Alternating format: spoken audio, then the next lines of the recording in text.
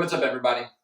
How do tax breaks, tax loopholes actually get more money from the wealthy for the common good than making them just simply pay the tax rate that they owe on all of their income? That is not clickbait. I actually think this is true. I'm going to explain to you here why I think that's true. Don't forget to check out the video that I released right before this one. I'll put the link up here. It's for fundamentally what is the tax code, and it all has to do with motivating behavior. So go check that one out because it goes hand in hand with this one. All right. So how does giving tax credits, tax write-offs, tax loopholes, whatever you want to call them, how does that actually get more money from the wealthy for the common good than making them simply pay a tax on all of their income?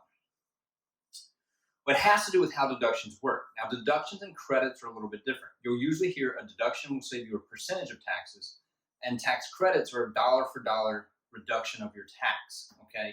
Now that's true, but a tax credit is still usually calculated based on a percentage of something that you spent, all right? There's never a time that I can think of where you can give $10,000 here and save $10,000 in income.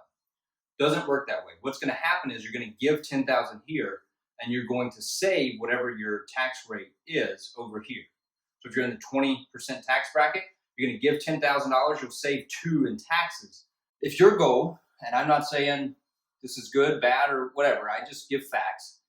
So if you think that it is good to get more of the wealthy's resources, their financial resources, they're wealthy, they can afford it, they should give more back to the country than those who can't, we should charge them higher taxes because they make more, etc. Whatever your motivation is there, if you think that we should be getting more money from the wealthy to help the general population, you should be for tax loopholes, credits, and deductions.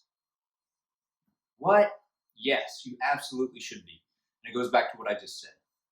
Let's take conservation easements, for example. Now, I don't do these on tax returns, but they work just like other deductions and write-offs, all right? So let's say you spend $100,000 protecting wetlands because someone deemed that it was important that we protect the wetlands. We don't want to cover them all up. We don't want industry everywhere because we got to protect nature. We got to protect the wetlands, etc. Got to protect the animals that live there. So the motivation here is let's give a tax deduction so that we get more money into conservation, into wetland conservation. All right. Well, let's say we just tax the wealthy. Say, all right, you're in the 40% tax bracket. We're just going to tax you, and we'll use the money to protect the wetlands because you're paying tax anyway. We've now got more in taxes. We'll protect it. In the 40% tax bracket, on let's just say on $100,000 of income, in the 40% tax bracket, you're going to pay $40,000 of tax on that $100,000 of income. $40,000. So the government's going to collect $40,000, put that into wetland conservation. Well, by giving the wealthy a tax write-off, we will get $100,000. Why is that? Well, because if we let the wealthy take the $100,000 and give it to the wetland conservation or spend it on wetland conservation or give it to the nonprofit that's going to do wetland conservation, whatever, they take the 100, they give it here. They deduct 100 from their taxable income.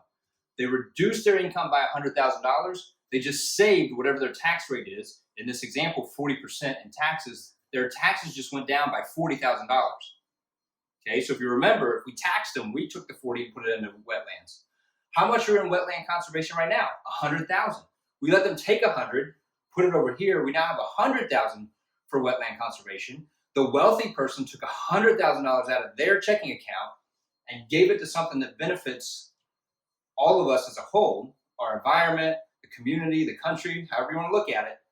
They took $100,000 out of their wealth and put it towards something that benefits other people. If we had just taxed them, we would have gotten $40,000 instead of $100,000.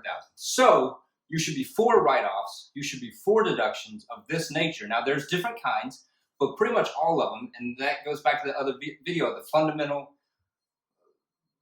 point behind taxes is motivation of what we're trying to motivate. So someone might deem one thing more important or a higher priority than someone else, but that's what our congressmen do. They're the ones that write the laws. So you might disagree there, but the whole point of this motivating factor of giving tax deductions works This example, $100,000 out of the wealthy's checking account to something that benefited everyone instead of 40. Up the tax rate to whatever you want. The tax rate's never going to 100%. So you're never going to get 100,000 towards this wetland conservation in this example unless you tax them at 100%. If you give them a write-off, they'll do it. You get the 100 instead of the 40. And there you go. More money from the wealthy for the benefit of everyone else by giving them a write-off or a deduction instead of simply taxing all of their income. My name is Brad. I'm with Wooten CPA. My goal is to bring peace to your finance and tax responsibilities. I hope that you enjoyed this video. Don't forget to subscribe, hit the bell so you get notified of other videos as they come out. And thanks for watching.